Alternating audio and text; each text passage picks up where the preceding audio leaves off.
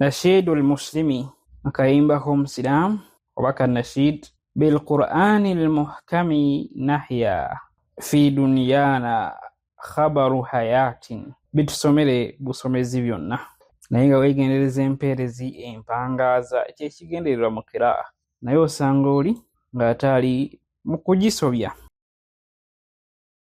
Mahabbatu nnaasi, okwagala abantu. An abi Hamza, hadithi eva ku abi Hamza Anas bun Maliki radiyallahu anhu ng'ajija ku nabbi sallallahu alayhi wasallam yagamba la yu'minu ahadukum hatta yuhibba li akhihi ma yuhibbu li nafsi.